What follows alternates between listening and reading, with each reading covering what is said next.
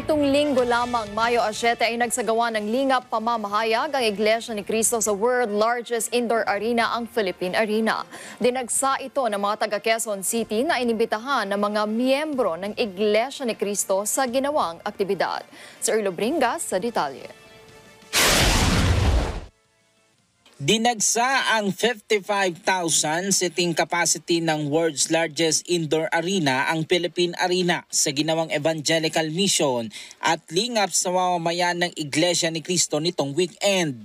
Bukod sa mga miyembro ng INC, kasama nilang kanilang mga nainimbitahan mula sa iba't ibang lugar sa Quezon City. Ang ginawang aktibidad din ay bahagi ng pag-alala sa ika-137 kaarawan ng kapatid na Felix Y. Manalo, ang sugo ng Diyos na sinasampalatayanan ng Iglesia ni Cristo. Hindi lamang tayo nagsagawa ng pamamahayag ng mga salita ng Diyos, kundi nagsagawa din tayo ng lingap para sa mga kababayan natin. Gaya ng nakasulat sa mga talata ng Biblia na tulungan natin damayan ang ating kapwa na nangangailangan. Ito ang natutunan natin sa kapatid na Felix Manalo hanggang sa kasalukuyang pamamahala na ang ating kapwa ay damayan, tulungan, hindi lamang sa pang-material na bagay, lalo na sa pang-espiritual. Maaga pa lamang ay nasa Philippine Arena Complex na ang mga dumalo at kitang-kita sa kanilang excitement sa aktibidad.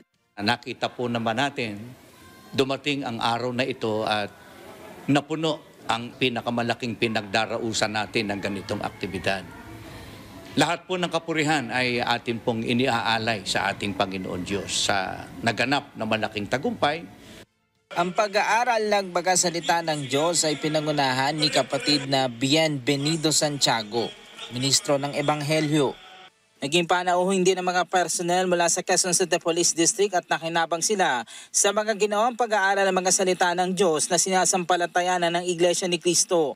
Kabilang sa naging bahagi din ng ginawang aktibidad ay ang Net 25 Talents na si kada umaga host na si Tony Petgaba, maging si Ariel Roses.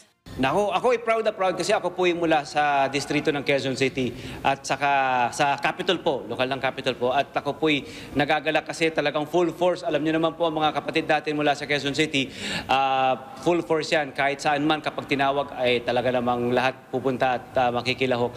Ang energy po sa loob ng arena, napaka-palpable. Ika nga talaga nararamdaman mo yung energy nila, yung saya nila, yung tuwa nila at yung appreciation nila na hanggang ngayon at kahit ano ba mangyari ay pinahahalagahan po talaga ang bawat isa sa atin.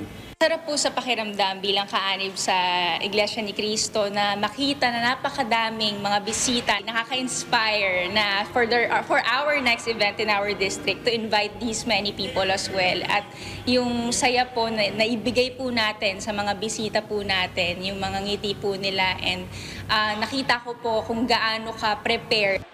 Ang lingap sa mamamayan ng Iglesia ni Cristo ay isang proyekto para makatulong sa mga kababayan nating nangangailangan sa panahon ng kahirapan. Erlo Bringas para sa Mata ng Agila, matatag, matapang, matapat. Maraming salamat sa inyo pong pagsubaybay sa Mata ng Agila Primetime. Para malaman ang matatag, matapang at matapat na mga balita, i-follow lamang at mag-subscribe sa @Net25 TV.